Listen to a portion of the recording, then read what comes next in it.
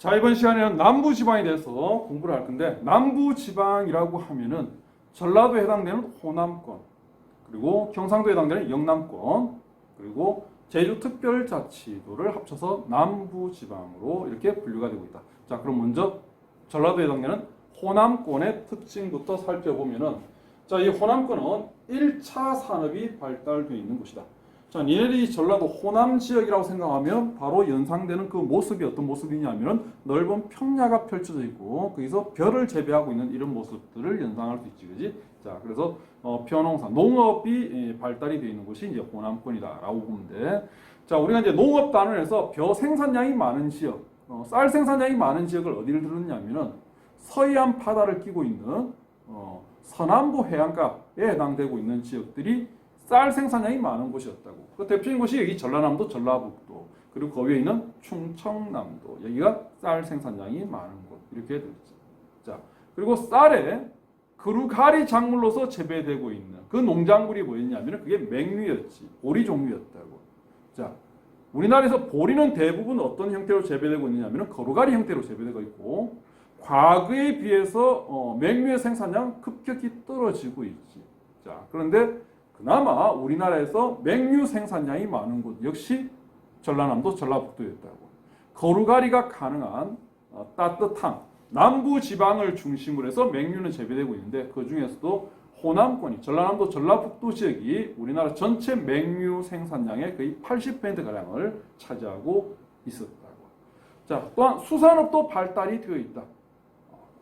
자, 전라도 지역 같은 경우에는 해안을 끼고 있고 그리고 많은 섬들이 있지. 예, 다도해를 형성하고 있지. 예, 그래서 뭐 염전이라든지 뭐 양식업뿐만 아니라 각종 이제 업 생산량 이런 것들도 상당히 많이 나오는 지역에 해당이 되고 있어. 자, 그리고 이제 전통 문화가 잘 보존되어 있다. 그래서 전통 음식도 잘 보존이 되어 있고, 그래서 뭐 맛집 그러면 바로 떠올릴 수 있는 그 지역이 이 전라도 지역이지, 그지? 자, 그리고 민속 문화들, 뭐 판소리라든지, 뭐 대사슴놀이라든지 이런 민속 문화들도 다른 지역에 비해서는 상대적으로 이 호남권이 잘 보존이 되어 있는 편이다. 자, 그다음에 신산업단지가 조성이 되어 있다라고 하는데, 신산업단지, 자, 국토종합개발계획하면서 앞 시간에도 얘기했다고. 1차 국토종합개발계획부터 4차 국토종합계획까지 어떤 업적이 있었는지 그 특징들을 잘 정리해둬야 된다라고 했는데, 자, 신산업단지 몇 차 국토개발이었을까? 신산업단지는 3차 국토개발이야. 자, 1차부터 4차 때까지의 주요 업적을 다시 정리를 해보면은 1차 때의 주요 업적, 일단 돈을 벌어야 돼. 경제 성장을 해야 돼. 그래서 거점 개발을 하면서 기반 시설이 잘 갖춰져 있는 부산 주변 일대 쪽에 공업단지를 만들었지. 우리나라 최대 중화학공업 지역인 남동 임해공업 지역을 건설했다. 1차 때야.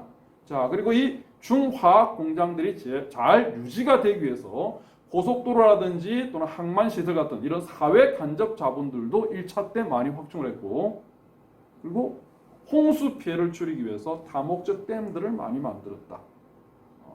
그리고 개발 제한구역, 이게 중요하다고 해서 1차 때 70년대 우리가 먹고 살기 힘든 그 시기에 환경을 고려했다라는 거. 그래서 개발 제한 구역을 따로 정리를 해놓지 않은 상태에서 개발 제한 구역이 몇 차부터 개발하고 관계 있을까라고 생각을 한다라고 하면 흔히 이제 환경을 생각하니까 3차 내지 4차 때 업적이 아닐까라고 생각하기 쉬운데 1차 때의 주요 업적 중에 들어가 있다는 거. 자, 1차 때 다시 남동 임해공업지역 사회 간접 자본들, 고속도로, 항만시설 확충, 그리고 다목적 댐 건설, 그리고 개발 제한구역.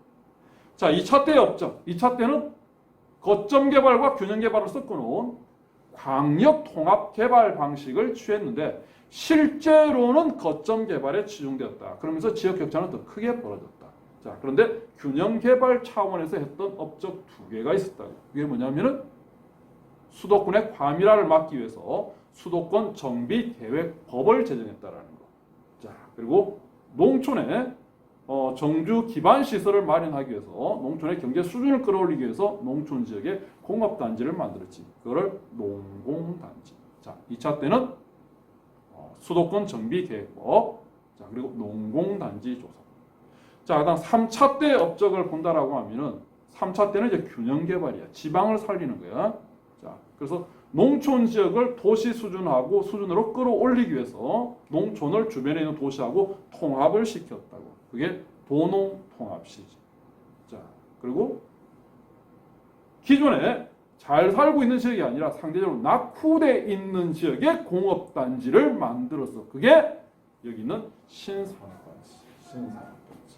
자, 근데 이 신산업단지들이 낙후돼 있는 지역 중에서도 주로 어디에 분포하고 있는가? 서해안 쪽에 많이 분포하고 있다고. 왜? 90년대 접어들면은 중국하고 교역량이 늘어나기 때문에 중국하고 교역하기 좋은 곳 중에서도 상대적으로 낙후되어 있는 곳을 찾았던 거지. 그래서 서해안 일대 쪽에 신산업단지 만들었다. 자, 3차 때 다시 농촌을 도시 수준으로 끌어올리기 위해서 도농통합시 출범. 자, 그리고 서해안 일대에 산업단지 만든. 자, 이게 신산업단지. 4차 때 업적. 역시 균형 개발이지. 지방을 살리기 위해서 기업 도시하고 혁신 도시를 지정했고, 그리고 선진국의 기업체를 끌어들이기 위해서 경제 자유구역. 다시 4차 때는 기업 도시, 혁신 도시, 경제 자유구역. 이게 4차 때의 업적이야. 자, 그러면 신산업단지 3차 때의 업적인데 이 신산업단지 대부분 다 어디에 이 산업단지가 조성되었느냐? 서해안 일대 쪽에 조성이 되었다는 거예요. 그래서 대표적인 신산업단지를 본다라고 하면은 여기 이제 호남권 중에서는 군장산업단지는 군산 일대 쪽이고 대불산업단지라고 하는 거는 목포 밑에 보면 영암이라는 곳이 있어. 거기에 있는 산업단지를 얘기한다. 자, 그럼 지도를 가지고 우리나라 대표적인 신산업단지에 해당되는 90년대 만든 신산업단지에 해당되는 것들을 본다라고 하면은 이 일대 아산만 일대 쪽에 여기 이제 서산, 당진, 아산, 평택 뭐 이런 도시들이 들어가 있다고. 그래서 서산은 석유화학 및 정유공업, 당진은 제철공업, 아산은 자동차공업, 그리고 뭐 첨단산업, 그리고 평택, 화성 여기 역시 자동차공업. 자, 이 아산만 일대 쪽. 자, 그리고 군산 일대 쪽. 자, 군산은 어떤 공업이 발달되어 있는가? 군산은 자동차 공업. 그 다음에 대불산업단지라고 하는 것은 목포 밑에 여기에 영암이라는 곳이 있다고. 영암. 여기에 들어있는 산업단지인데 이 영암의 대표적인 공업을 든다라고 하면은 조선공업 이런 걸 들 수 있다. 자, 그다음에 이제 발달되어 있는 제조업들을 본다라고 하면은 자, 광주에는 자동차 공업이 발달되어 있고 또한 이제 광산업이라고 하는 것은 전기 관련 산업들 이런 걸 광산업이라고 합니다. 그리고 여수에는 정유공업이 있으면 정유공장 옆에는 뭐도 같이 들어와 있다라고 했냐면 석유화학공업도 같이 들어와 있는 거야. 그다음 광양은 제철공업, 조금 전에 얘기했던 영암은 조선공업 이런 게 있다. 자, 그러면 다시 한 번 더 복습을 해보자고. 자, 자동차 공업. 우리나라 자동차 공업은 총 10군데를 거론해 줬다고. 자, 지도를 가지고 살펴보면은 자, 어디였냐면은 자, 이게 울산. 뭐 대표적인 자동차 공업의 메카라고 볼 수 있는 곳이지. 자, 그리고 부산에도 있고 부산 옆에 창원. 자, 그다음에 이제 호남권으로 온다면은 광주. 과거에 이제 프로야구단 키아 타이거즈가 광주 쪽에 있었지. 광주를 연구를 한 곳이었어. 자, 그다음에 여기 군산, 전라북도의 최북단. 자, 그다음 전주 인근에 뭐가 있는 전주 인근 지역이 완주라는 곳이야. 완주. 자, 그다음에 충청권으로 가면은 아산의 자동차 공업. 아산 위에 평택 위에 화성. 요 일대가 세 개의 행정구에 연결돼 있는 이 일대가 전부 다 자동차 공업이 발달돼 있는 곳. 자, 그리고 인천. 이렇게 10군데가 우리나라 자동차 완성 업체가 들어와 있는 곳이다. 자, 그 다음에 이제 제철공업. 호남권에서의 제철공업은 자, 광양을 들 수 있겠지, 그지? 자, 우리나라 제철공업, 제철소 있는 곳은 4군데를 얘기했다고. 가장 대표적인 제철공업 그러면은 호황제철을 들 때이지. 호황. 자, 그 다음에 이제 호남권 쪽에 광양제철 이렇게 들면 되고. 자, 그 다음에 이제 충청권 쪽에는 당진의 제철공업, 당진, 현대제철. 자, 그 다음에 인천. 이렇게 4군데. 여기가 주요 제철 공장 있는 곳이다. 자, 그다음에 정유공업 또는 뭐 석유화학공업 네 군데를 얘기했다고. 서울, 여의, 서산, 울산, 여수, 인천 이렇게 있지, 그지? 역시 이 정유공업의 가장 대표적인 곳 본다라고 하면 울산이 가장 대표적인 곳이고, 자, 그다음에 여기 광양 밑에 길게 내려와 있는 반도 이게 여수 반도야, 여수. 자, 그리고 충청권 쪽에 서산, 자, 그리고 인천. 자, 이 네 곳이 대규모 정유 공장이 들어와 있는 곳이다. 자, 그래서 다시 이제 본문으로 본다라고 하면은.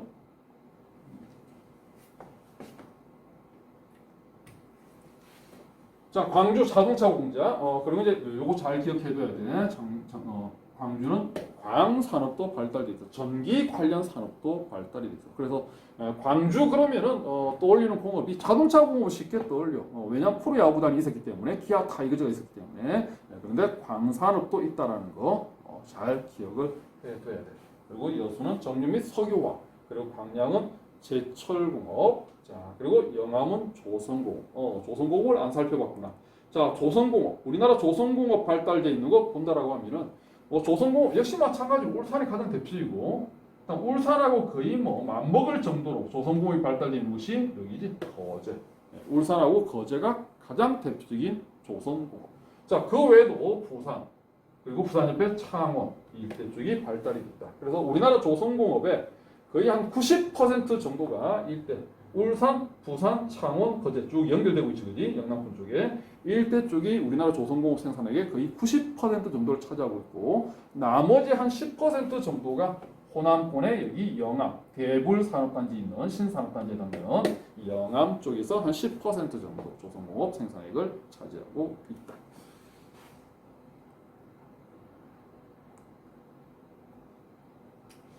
자, 그다음 이제 밑에 있는 이 그래프는 우리나라 이제 논면적 비율을 나타냈는데, 호남권이 농업이 발달돼 있고 특히 쌀 생산량이 많은 곳이다라고 했잖아요, 그지? 자, 그래서 우리나라 전체 논면적 중에서 전라남도 지역이 거의 한 20% 가까이를 차지하고 있고, 그리고 전라북도도 한 15% 정도. 그래서 이 호남권이 우리나라 전체 논면적의 거의 한 35% 정도를 차지하고 있다. 그리고 충청남도도 제법 많이 되어 있지. 그래서 쌀 생산량 많은 지역을 이 세 군데, 서해안을 끼고 있는 이 세 군데를 들었다고. 전라남도, 전라북도, 충청남. 쌀 생산량이 많은 곳이다. 자, 다음 이제 영남권 쪽으로 넘어가서 보면은 영남권 같으면은 뭐 공업이 발달되어 있는 대표적인 지역, 특히 중화학공업이 발달되어 있는 대표적인 지역이 영남권으로 볼 수 있지. 자, 우리나라 이제 공업 지역을 하면서 영남권에 해당되는 공업 지역으로 두 개를 들었다고. 남동 임해공업지역, 부산을 중심으로 그 남동 해안가에 있는 공업지역, 그다음 대구를 중심으로 경북 내륙 쪽에 있는 공업지역을 이렇게 부른다. 영남 내륙공업지역 이렇게 부른다. 자, 그러면 남동 임해공업지역에 해당되는 것들 어떤 공업이 발달되어 있는가? 자, 공업 단원에서 대부분 다 얘기했던 거야. 자, 울산 그러면은 일단 세계 공업을 떠올릴 수 있다고. 조자석, 조선 자동차 석유화, 조자석. 자, 이게 울산에 발달되는 공업이고, 조선 자동차 석유화학, 석유화학이 발달돼 있다라고 하면 모두 같이 발달돼 있느냐? 석유화학은 정유는 같은 곳에 있다라고 지금. 자, 그래서 자동차, 조선, 정유, 석유화학 공업이 발달돼 있는 곳이다. 다시 한번 더 복습해 볼까? 자동차 공업. 자, 10군데 어딜 들었는가? 자동차 공업. 일단 울산부터 들었고, 자, 울산. 자, 그리고 부산. 부산 옆에 창원. 자, 호남권으로 넘어가면은 호남권에는 여기 광주광역시, 기아 타이거즈. 자, 전라북도 지역으로 가면은 군산. 그다음 전주 옆에 있는 완주. 자, 충청권으로 들어가면 아산. 아산 위에 경기도의 평택, 그 위에 화성 이렇게 연달아 있었고, 그리고 인천 여기가 자동차 공업이다. 자, 그리고 정유공업 다시 보자. 정유 또는 석유화학공업 어디 있었냐? 네 군데였지. 서울, 여인, 서산, 울산, 여수, 인천. 자, 울산, 광양 밑에 여수. 자, 그리고 충청남도의 서산, 인천. 여기가 석유화학 및 정유공업. 자, 그다음 조선공업 발달돼 있는 곳, 조선공업. 영남권에 거의 다 몰려 있다라고 했어. 어디냐면은 울산, 부산, 거제, 창원 이쪽이 거의 대부분 90%가 몰려 있고, 그리고 여기에 하나 있었다. 대불산업단지. 전라남도 영암에 하나가 있었지, 그지? 그리고 영암이 한 10% 정도, 나머지 거의 90%는 울산부터 거제, 부산 있는 일대 쪽에 대거 몰려 있다. 자, 그다음에 포항 같은 경우는 제철공업, 우리나라 제철공업의 가장 대표적인 지역이 이제 포항 제철을 들 수 있죠, 그지? 제철공업은 네 군데 있었어. 어디? 포항, 광양, 당진, 인천. 자, 다시 지도를 가지고 살펴보자. 자, 제철공업 어디 있었냐? 이 가장 대표적인 곳이 포항이었고, 포항. 자, 그다음에 여기 광양, 자, 그리고 당진, 인천. 자, 여기가 제철공업이 발달되어 있는 곳이다. 그래서 포항은 제철공업. 자, 그다음에 부산은 무슨 공업하면서 얘기했느냐면은 자동차 공업하면서도 얘기했고, 그리고 조선공업하면서도 얘기를 했다고. 그래서 자동차, 조선 이런 것들이 발달이 돼 있고, 그리고 이제 부산의 전통공업 그러면은 노동집약적인 공업으로서 신발공업을 들 수 있다고. 신발공업을. 우리가 보통 이제 대구의 전통적인 공업 그러면은 섬유공업을 들잖아, 그지? 예, 부산의 전통적인 공업은 신발공업이야. 물론 섬유도 그렇고 신발도 그렇고 노동력이 많이 들어가는 노동집약적 공업이기 때문에 과거 70년대, 80년대까지는 괜찮았어. 근데 90년대 접어들면서 인건비가 상승하는 바람에 노동집약적 공업은 쇠퇴하지. 예, 그래서 지금은 많이 쇠퇴했지만 어쨌든 전통공업으로는 신발공업을 들 수 있고, 다른 지역에 비해서는 아직까지도 신발공업 생산량이 다른 지역보다는 좀 많이 나오는 편이다. 자, 그 다음에 창원은 자동차 공업하면서도 얘기했고, 그리고 조선공업하면서도 얘기했고, 그리고 기계공업. 자, 기계공업. 자, 창원이 우리나라 기계공업의 메카라고 볼 수 있는 곳이 이 창원이라고. 그 창원이 이 기계가 발달이 되어 있기 때문에 이 기계를 바탕으로 하는 자동차라든지 그리고 조선이라든지, 자, 또 여기서 이제 안 나오지만 KTX 기차도 만들고 있다고. 그리고 헬기도 만들고 있어. 예, 그래서 각종 이제 군수 물자들 이런 것들도 많이 만들고 있는 곳이 이 창원이라고. 창원은 우리나라 대표적인 기계공업의 메카에 담기고 있다. 자, 그다음에 거제는 조선공업, 울산의 조선공업 생산량이 거의 맞먹을 정도의 그 정도로 조선공업 생산량이 많은 곳이 거제시였다. 자, 그다음 영남 내륙공업 지역, 대구를 비롯한 그 경북 지역 일대 쪽인데, 이 영남 내륙공업 지역의 그 특징을 든다 그러면은, 영남 내륙 지역은 노동 집약적인 저렴한 노동력을 바탕으로 하는 공업이 발달되어 있던 곳이다, 전통적으로. 그래서 대구는 전통적으로 섬유공업의 메카로 불리던 곳이고, 구미는 전자공업의 메카로 불리던 곳이라고. 근데 섬유하고 전자조립 같은 경우는 둘 다 노동 집약적인 공업이다 보니까 90년대 이전까지만 하더라도 70년대, 80년대까지만 하더라도 괜찮았지. 그런데 90년대 인건비가 상승하는 바람에 이 노동집약적 공업은 쇠퇴한다. 자, 그래서 이 대구는 최근 들어서는 2000년대 이후부터는 어차피 섬유공업을 바탕으로 했기 때문에 단순 노동력을 바탕으로 하는 섬유공업이 아니라 부가가치가 높은 섬유로 바꾸겠다라는 거예요. 그 부가가치가 높은 섬유가 뭐냐면 그게 패션이거든. 의류공업이야. 그래서 최근에는 패션 디자인 쪽으로 이렇게 변화를 시도하고 있고, 그래서 대구에서 이제 최근에는 이 패션 관련되는 그 지역 축제도 개최를 하고 있다. 자, 구미는 전자공업이었는데 역시 마찬가지로 인건비가 상승하는 바람에 전자공업은 경쟁력을 상실하게 되지. 예, 그래서 기왕 어차피 전자공업이 중심이었으니까 단순 노동력을 바탕으로 하는 전자공업이 아니라 부가가치가 높은 전자공업으로 바꾼 거야. 그 부가가치가 높은 전자공업이 뭐냐면은 핸드폰, 노트북, 반도체, 컴퓨터 이런 것들이지. 그래서 첨단 산업, IT 산업 쪽으로 이렇게 변화를 시도하고 있다는 거예요. 자, 우리나라 IT 산업 발달된, 첨단 산업 발달되어 있는 곳이 어디 있습니까? 서울, 경기, 수도권 일대 쪽이 발달이 되어 있었고, 자, 그다음에 대덕 연구단지가 있는 충청권 일대, 그리고 경북, 구미 이런 데가 첨단 산업이 발달되어 있었다. 자, 그리고 특히 이제 수도권 같은 경우에는 이 첨단 산업을 어떻게 또 나누느냐 하면은 연구 개발식이냐 아니면은 제조업이냐 해서 또 구분해서 또 살펴봤지.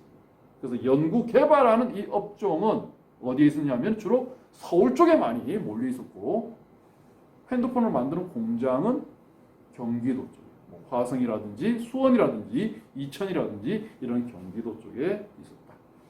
자, 그다음에 뭐 섬유공업 발달돼 있는 섬유는 보통 어류공업하고 같이 묶어서 통계 처리하는 경우가 많다라고 했다고. 자, 섬유 어류는 어디가 발달돼 있느냐? 역시 서울 경기 수도권 일대 쪽이 발달이 돼 있었고 그리고 대구 경북 쪽 여기가 섬유공업 발달되는 것이다.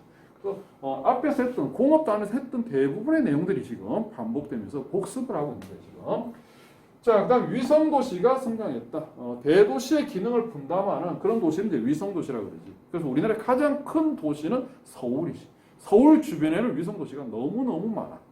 경기도 쪽에 있는 도시들 치고 서울의 위성도시가 아닌 도시를 뭐 찾기가 힘들 정도로 경기도에 있는 그 도시들은 서울의 기능을 대부분 다 분담하고 있다고. 뭐 공업 기능을 분담하는 것도 있고, 그리고 뭐 행정 기능을 분담하는 뭐 과천 같은 경우에는 정부 제2청사가 들어가 있어. 그래서 과천 같은 경우에는 뭐 행정 기능을 담당하고 있고, 그다음 뭐 동두천이라든지 의정부 같은 데는 또 군사 기능을 담당하고 있고, 그다음 뭐 성남, 고양, 뭐 용인 이런 뭐 대다수들은 또 주거 기능도 담당하고 있고. 자, 어쨌든 경기도 쪽에 있는 도시들은 대부분 서울의 위성도시다라고 봐도 무방할 정도라고.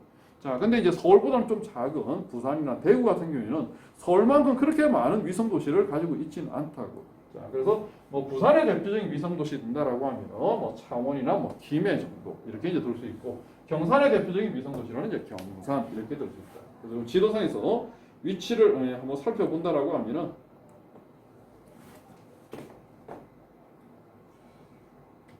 자, 부산의 위성도시로서 김해하고 양산을 들 수 있는데, 자, 여기가 부산이지, 부산이고, 부산하고 바로 인접해 있다고. 여기가 김해, 여기가 양산 이렇게 부산하고 인접해 있는 여기가 대표적인 부산의 위성도시. 자, 그다음에 대구의 위성도시로서 경산을 들고 있는데, 자, 대구는 여기 있지, 그지? 자, 경산은 역시 대구하고 바로 옆에 붙어 있다고. 여기 붙어 있는 여기가 경산. 그래서 특히 이제 대구에 있는 뭐 주거 기능이라든지 또는 교육 기능들이 경산 쪽으로 많이 빠져나가 있다고. 그래서 대구에 있다라고 생각하는 그 대학들이 대부분 대구가 아니라 경산에 위치해 있다고. 대구에 있는 대학은 경북대학하고 계명대 정도는 대구에 있고, 나머지 뭐 대구대학 대구가 아니라 경산이야. 대구 한의대 경산이야. 영남대 경산이야. 대구 가톨릭대 경산이야. 그래서 많은 대학들이 대구 쪽에 있는 많은 대학들이 대부분 대구가 아니라 위성도시인 경산에 자리 잡고 있다. 자, 그다음에 창원은 통합 창원시가 출범되면서 인구 규모가 하루아침에 100만 명급으로 확대된 그 도시가 이제 창원이 한 10년 정도 전쯤에 창원이 그 주변에 있던 마산, 진해하고 통합되면서 어마어마한 규모의 대도시가 되고 있지. 기존의 인구를 본다 그러면 창원은 통합되기 이전에 창원은 한 50만 명 정도의 인구를 가지고 있었고, 물론 창원은 50만 명 정도 된다라고 해도 지방에서는 상당히 규모가 큰 도시에 해당이 되고 있어. 마산이 한 40만 명 정도, 그리고 진해가 한 10만 명 조금 넘어가는 그 수준이었는데, 이 세 개 도시가 통합되는 바람에 하루 아침에 100만 명 인구 100만 명의 도시가 되었다. 100만 명. 자, 지방에 있는 도시들 중에서 인구가 100만 명이 넘어가는 도시들은 광역시들은 인구가 100만 명이 넘어가. 광역시라고 하면 제일 작은 광역시도 인구는 100만이 넘어가야지 광역시가 될 수 있다고.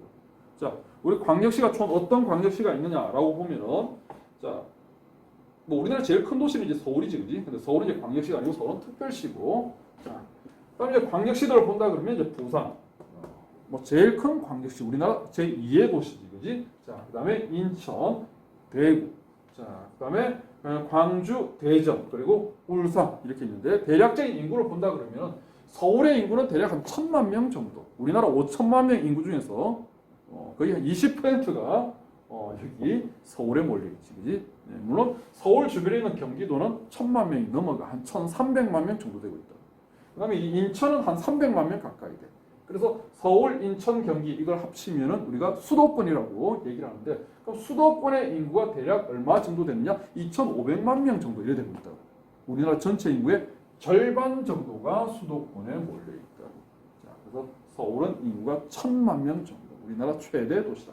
그다음 제2의 도시가 부산인데 부산은 인구가 한 350만 명 정도 이렇게 되고 있고 그다음 제3의 도시가 이제 인천이지.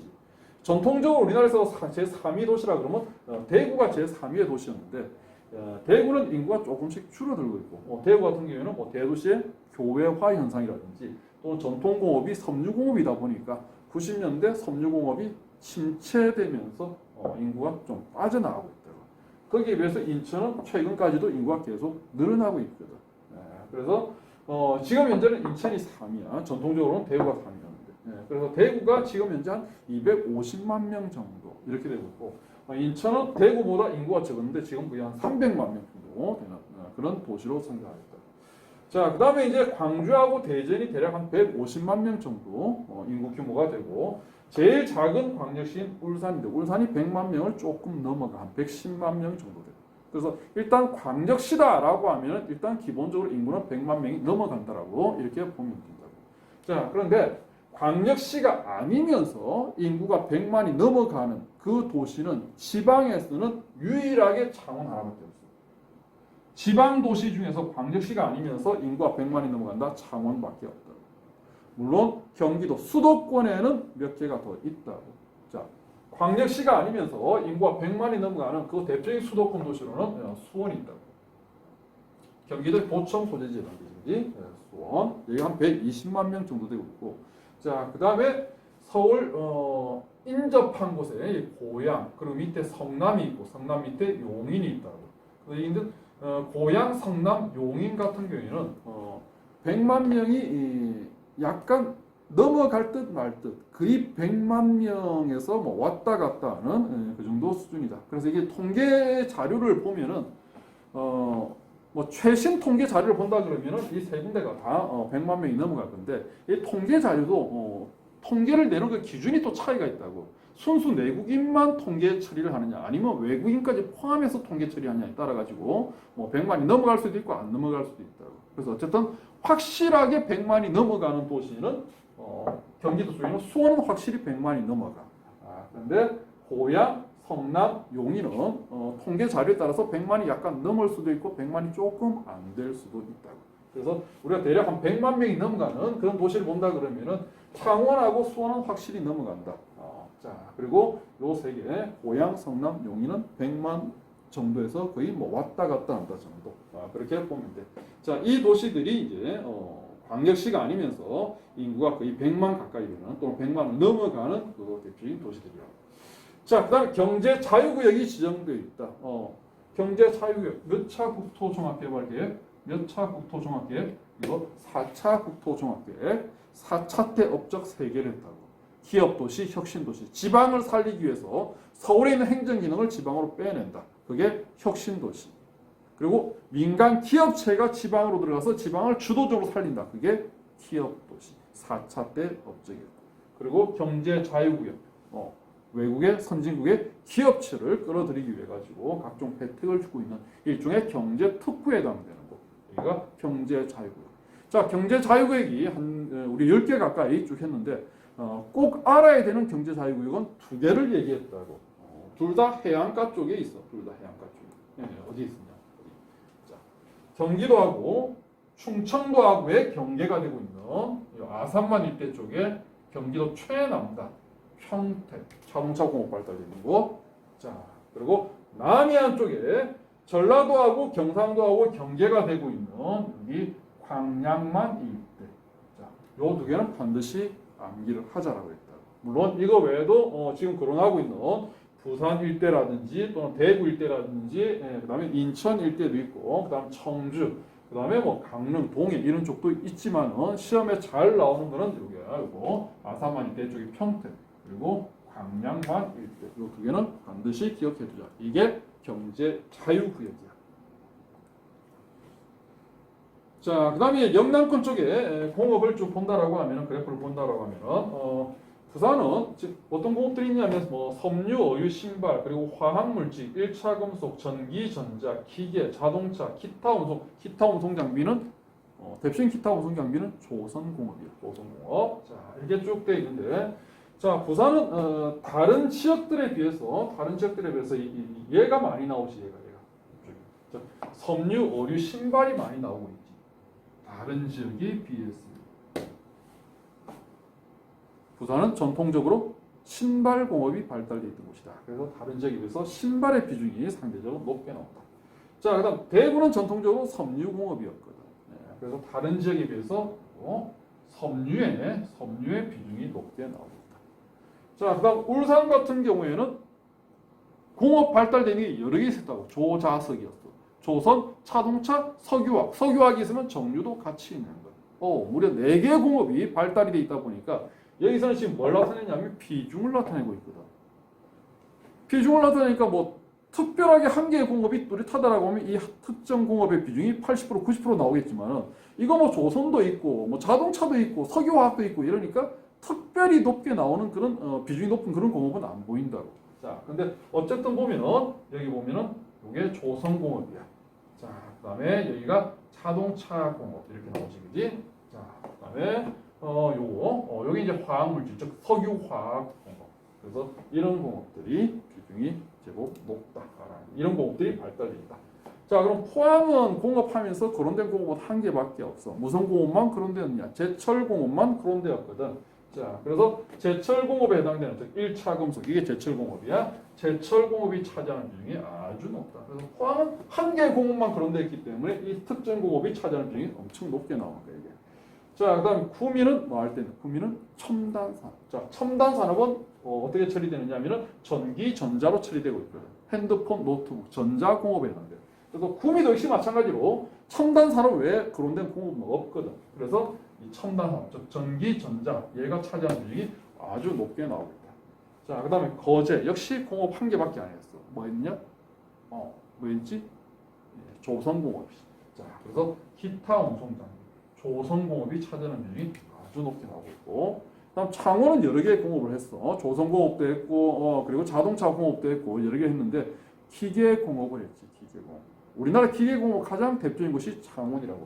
그래서 이 기계공업, 자, 기계 장비에 있는 다른 지역들에 비해서 얘가 기계공업이 차지하는 비중, 기계 장비가 차지하는 비중이 상당히 높게 나오고 있다. 그래서 뭐 시험 문제 내겠다라고 하면은 여기 갖다가 가나 다나 이렇게 처리해가지고 문제를 만들어낼 수도 있겠지, 그지? 또는 이거를 여기를 가나 다나 처리해가지고 어떤 공업이 이게? 라고 물어볼 수도 있을 거야. 자, 이렇게 해서 영남권까지 했고, 자, 그 다음에 이제 제주 지역을 살펴보자. 자, 제주 지역은 문화가 독특한 문화가 형성이 되어 있다. 아무래도 섬 지역이다 보니까 육지하고 교류가 적다 보니까 섬만이 가지는 그런 고유한 문화들이 잘 보존이 되어 있고, 특히 사투리 같은 것들도 상당히 잘 보존이 되어 있다고. 육지하고 교류가 별로 없다 보니까 제주 지역의 사투리 같은 경우에는 니네들이 알아들을 수 없는 그런 사투리들도 있다고 이게. 그래서 전라도 사투리나 경상도 사투리는 얘기를 하다 보면은 그래도 한 80% 정도는 이해를 하잖아, 그지? 그런데 완전 제주 사투리 같은 경우에는 무슨 말인지 못 알아듣어 이게. 완전히 이게 뭐 영어보다 더 심해. 영어는 그래도 우리가 한 절반 정도 알아듣잖아, 그지? 이게 무슨 포르투갈어인지 스페인어인지 그 포르투갈어 스페인어 듣는 걸 거의 완복을 정도로 거의 뭐 알아들을 수 없을 정도의 그런 사투리들, 그런 방언들이 보존이 잘 되어 있는 곳이에요. 그래서 좀 젊은 층들 같은 경우에는 그래도 이제 대중문화의 영향으로 좀 이제 좀 그렇게 심한 사투리를 쓰지는 않지만은 시골 지역에 있는 나이 드신 분들이 사용하는 그 사투리를 들으면은 진짜 무슨 말인지 알아들을 수 없을 정도의 그런 말들을 쓰고 있다고. 자, 보면은 삼다도라고 불린다. 돌이 많고 이 돌은 그게지, 저기 현무암이겠지, 그지? 현무암. 그리고 바람 많고 해안가다 보니까 바람이 많지. 그래서 바람이 많이 불기 때문에 이걸 이용해서 풍력 발전 생산을 많이 하고 있지. 자, 우리나라 풍력 발전 생산량 많은 곳 세 군데를 얘기했다고. 바람이 많이 부는 곳, 주변에 방해물이 없어야 돼. 방해물이 없는 곳이 바닷가 또는 산 꼭대기로 가면 되지. 자, 그래서 대표적인 바닷가로서 제주도 그렇고 산 꼭대기, 백두대간 지나가고 있는 대표적인 행정구역이 강원도하고 경상북도하고. 그래서 풍력 발전은 강원도, 경상북도, 제주도 이렇게 들었다고. 자, 그다음에 여자가 나왔다. 그래서 삼다도라고 불린다. 물론 지금 현재는 제주 지역이 개발 붐이 일고 뭐 이러다 보니까 여초 현상이 나타나지는 않는다고. 오히려 남자가 조금 더 많다고 이게. 예, 근데 전통적으로는 섬 지역이다 보니까 전통적으로는 여자의 비율이 높았다. 뭐 지금은 아니야. 자, 그 다음에 세계가 없다라고 해서 삼무도라고 불린다. 그래서 대문이 없고 도둑이 없고 거지가 없다라고 해서 무도 이렇게 불린다.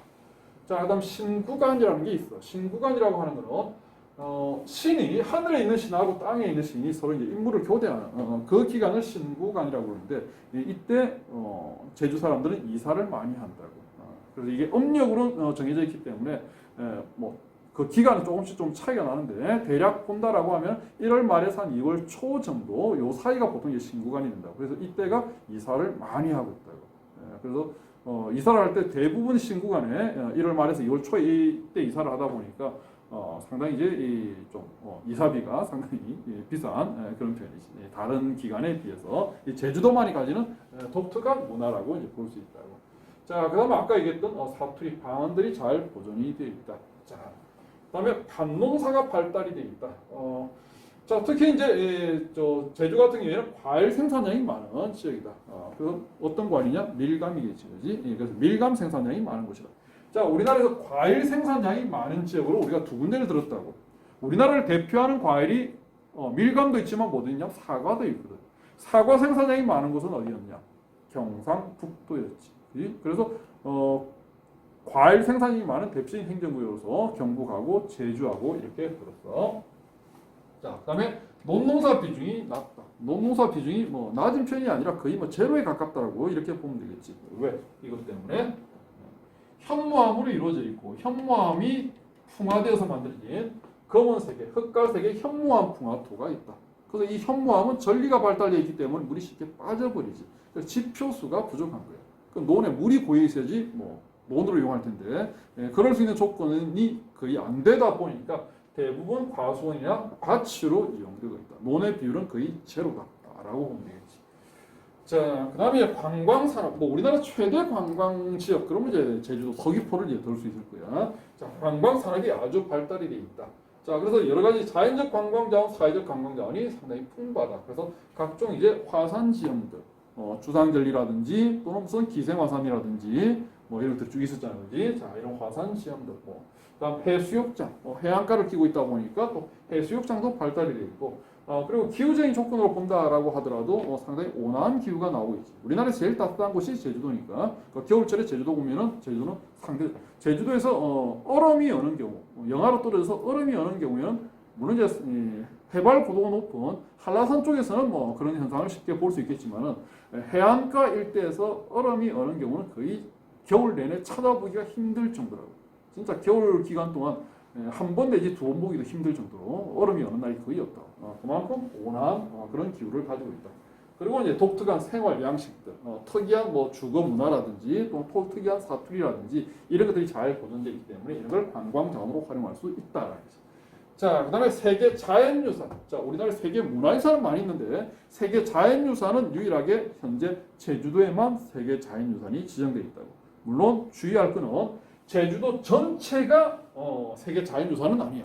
제주도 중에서도 한라산하고 성산일출봉 그리고 검은오름 용암동굴계, 검은오름 용암동굴계, 검은오름이라고 하는 기생화산이 있는데 이 아래쪽에 보면은 여러 개 이제 용암동굴이 형성되어 있다고. 그 중에 이제 가장 대표적인 이 용암동굴을 든다라고 하면은 동양 최대 규모의 만장굴이라는 굴이 있어. 이게 이제 대표적인 이 검은오름 용암동굴계에 해당되는 동굴이라고. 자, 그래서 어디에 있냐면 제주도 전역이 아니라 제주도가 이렇게 타원형으로 생겼잖아요, 그지? 제주도의 한가운데 지점 여기가 이제 한라산이 있겠지, 그지? 자, 이 한라산이 세계 자연유산이고, 그다음 성산일출봉은 어디 있냐면은 제주도의 이 동쪽 편에 여기가 성산일출봉이 있다고. 자, 그다음에 만장굴을 비롯한 이 동굴들은 어디 있냐면은 얘하고 한 가운데 정도쯤 위쪽에 이렇게 있다고. 그래서 제주도 전체 지역 중에서 이렇게 4등분을 한다면 어디에 가면요? 여기에 세 군데가 있어. 그래서 뭐 수학식으로 표현하자면 여기가 1사분면이지, 그지? 그래서 제주도의 1사분면에 해당되는 곳에 세 개가 세계 자연유산으로 지정되어 있다. 전역이 세계 자연유산이 아니야. 일부만 세계 자연유산이다. 자, 그다음 산업 구조를 본다 그러면은 1차 산업 및 3차 산업의 비중이 높고 2차 산업의 비중이 상당히 낮다. 뭐 2차 산업에 해당되는 것이 공업, 그리고 광업인데 뭐 광업은 당연히 발달이 안 돼 있을 거고 공업, 제주도에 공장이 있느냐? 우리 공업 단어하면서 제주도에 발달되어 있는 공업 토론한 거 아예 없어요. 그래서 제주도는 2차 산업의 비중이 아주 낮다고. 그래서 2차 산업의 비중이 낮다 보니까 상대적으로 1차 산업과 3차 산업의 비중은 높게 나오지. 예. 그리고 또한 이제 3차 산업, 관광 산업이 또 발달되어 있는 그런 이유로도 이제 3차 산업의 비중이 높은 거예요. 그래서 제주도 같은 경우에는 우리나라 전체 중에서 전 시도 중에서 2차 산업의 비중이 가장 낮은 곳이 제주도가 된다고. 그리고 3차 산업의 비중은 상당히 높은 편에 해당되고 있다. 관광 산업이 발달되어 있기 때문에. 예. 자, 그다음에 이 옆에 거 그림 볼까? 그래서 이걸 본다 그러면은 대부분 지금 1차 산업 비중이 우리가 평균적으로 본다 그러면 1차 산업 비중이 5%를 넘는 지역이 거의 없다고. 그런데 거의 뭐 3배 가까운 1차 산업의 비중이 나오고 있지. 그치? 자, 그래서 1차 산업 비중이 높고 그래서 3차 산업 비중도 70% 정도로 상당히 높게 나온다. 2차 산업 비중은 뭐 1차 산업하고 거의 비슷한 정도로 좀 상대적으로 좀 낮은 편이다. 그래서 이 3차 산업 비중이 높은 거는 관광 산업이 발달되어 있기 때문이다라고 볼 수도 있고 그리고 이제 1차 산업 비중 높게 나오는 거는 상대적으로 2차 산업 비중이 낮으니까 나머지 1차하고 3차는 이제 높게 나올 수밖에 없다. 그렇게 이해를 하면 될 것 같아. 자, 그다음 위에 있는 그림은 한라산의 식생의 수직적 분포 이렇게 있는데 자, 이거는 이제 기후 단어를 하면서 우리나라 식생 분포 우리나라에서 나타나는 식생은 3개의 식생이 있다. 난대림, 온대림, 냉대림 이렇게 나타나는데 어디가 난대림인가 어디가 온대림인가 뭐 이런 것들을 쭉 정리를 했다고. 자, 우리나라의 난대림, 온대림, 냉대림 즉 식생 분포에 영향을 주는 기후 요소는 왜 난대림이 자라냐, 왜 온대림이 자라냐 전부 다 기온 가지고 설명했어요. 기온 가지고 기온 때문에 식생의 종류가 달라졌다. 그럼 기온에 영향을 주는 대표적인 기후 인자로서 뭘 들 수 있냐면은 위도를 들 수 있지. 위도에 따라서 기온이 달라지지. 그래서 남쪽 지역은 제주도나 남해안 일대는 난대림이 자라는데 북부지방, 해마고원 일대 쪽은 냉대림이 자라는 거야. 자, 그다음에 해발 고도에 따라서도 기온은 달라지고 있거든. 그래서 해발고도 낮은 데서 자라는 식생하고 해발고도 높은 데서 자라는 식생이 또 다르다고. 그래서 이 해발 고도에 따른 식생의 그 수직적 분포를 분포 사례 지역을 제시했던 곳이 제주도하고 울릉도라고. 자, 제주도는 일단 기온이 높은 남해안, 남쪽 지역에 해당되기 때문에 일단 아래쪽은 난대림이 자라고 있다.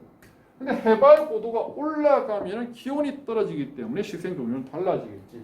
그래서 올라가면 활엽수림대라고 하면 이제 온대림에 해당되는 그 식생이 나타나고 있고 더 올라가면은 침엽수림 같으면 냉대림에 해당되는 식생이 나타나지. 더 위로 올라가면 이제 고산식물이나 광목 이렇게 나타나고 있는데 이렇게 해발 고도에 따라 가지고 이렇게 식생의 종류가 달라지는 그 이유는 뭐냐? 그 이유는 해발 고도에 따라서 기온이 낮아지고 있기 때문이다. 자, 그 다음에 이제 특별자치도로 제주도는 선정이 돼 있어. 그래서 국제 자유도시로 많이 성장을 하고 있고, 그리고 자치권이 확대되고 있고, 그리고 비자 없는 상태로 입국을 할 수 있도록 이렇게 지향을 하고 있다라는 거야.